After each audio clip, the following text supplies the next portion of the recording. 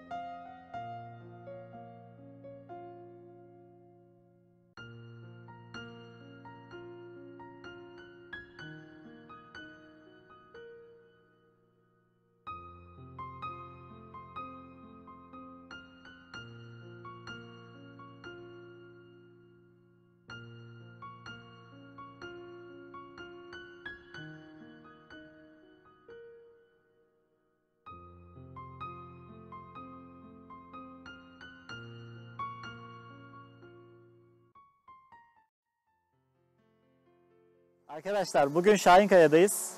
Şahinkaya Trabzon Düzköy ilçesine bağlı bir yer.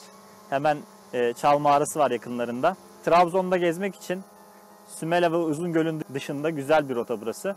O yüzden buradan başlamak istedim ben gezi videosuna. Şahinkaya'nın özelliği sizin de gördüğünüz gibi bizim üzerinde durduğumuz alan yaylanın başlangıcı bu tarafa doğru düz.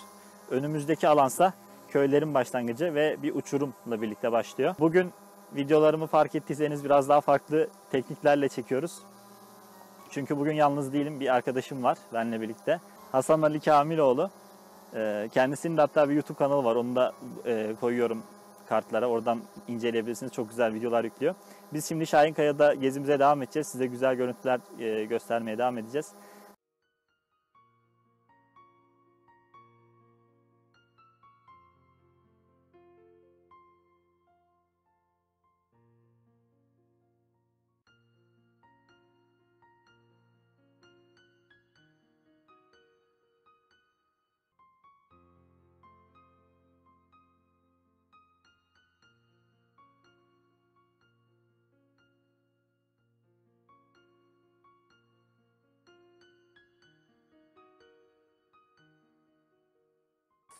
Evet arkadaşlar, Şahinkaya'nın ortasında böyle bir yarık var.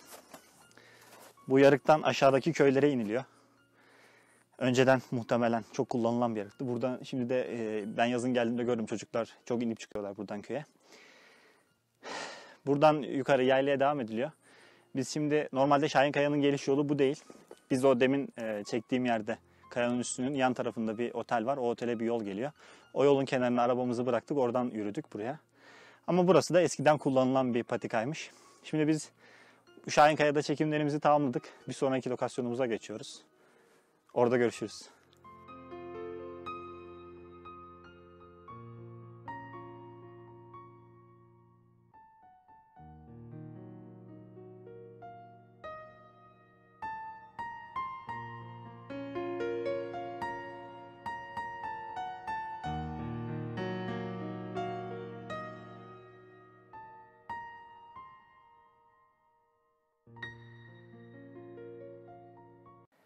Arkadaşlar Çalköy'de olduğumuzu söylemiştim. Düzköy'e bağlı.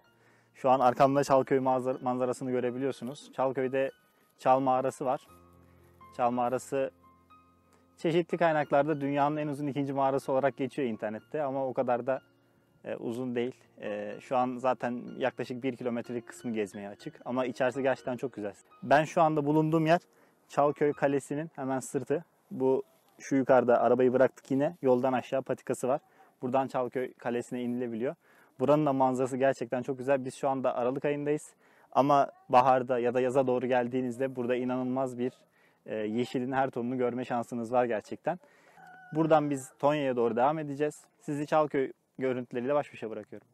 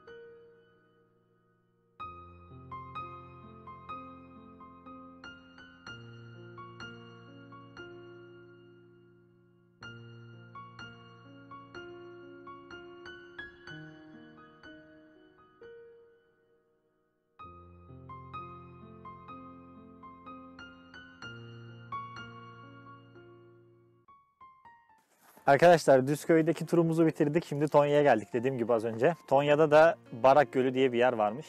Şu an oraya geldik. Arkamda görebiliyorsunuz hemen. Gerçekten muhteşem bir doğası var buranın. Baharda tabii gelip görmekte daha farklı olur muhtemelen. Şu anda kar var. Burası Kadıralak yolu üzerinde. Kadıralak'ta internette çokça görebileceğiniz mavi yıldız çiçeklerinin her sene açtığı, güzel manzaralar oluşturduğu bir yer. Biz tabii şu anda oraya çıkamıyoruz. Yollar biraz kapalı. Buradan geri döneceğiz.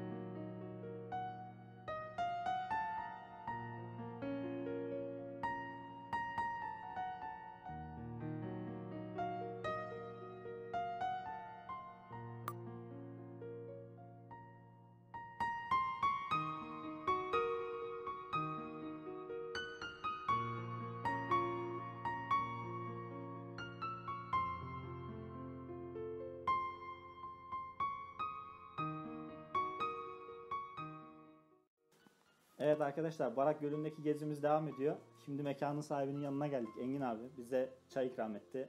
Kanalımıza konuk olur musun dedik. Sağ olsun o da kabul etti.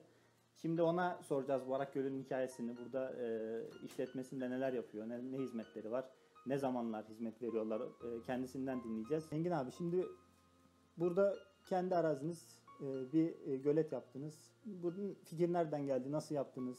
Burada ne hizmetleriniz var? Ne zamanlar açık? Biz şimdi aralığın 29'u geldik. Yollar güzel. Açık buraya kadar. Temiz.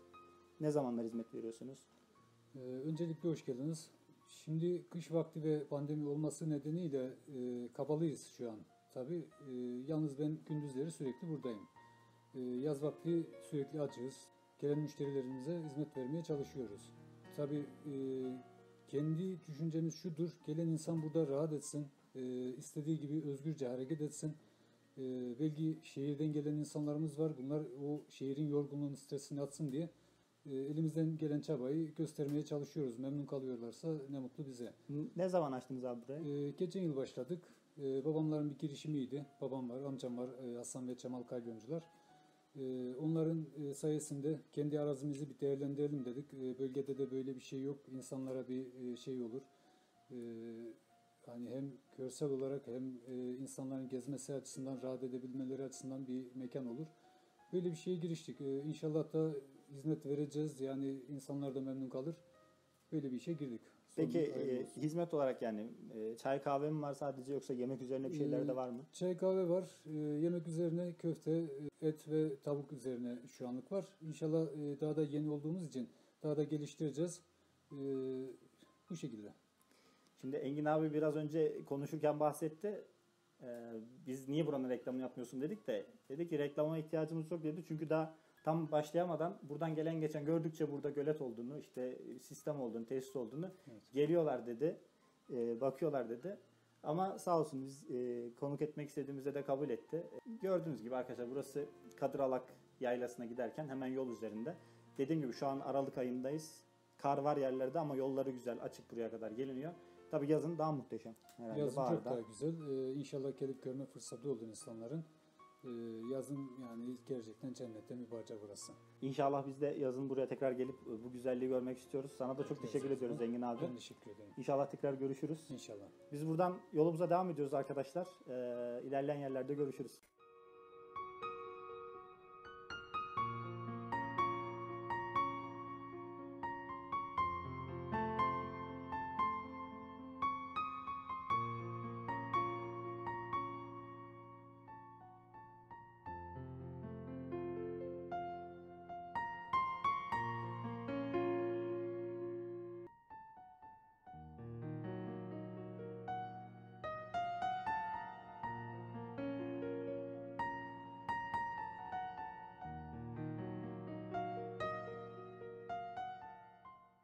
Arkadaşlar bize ayrılan günün sonuna geldik.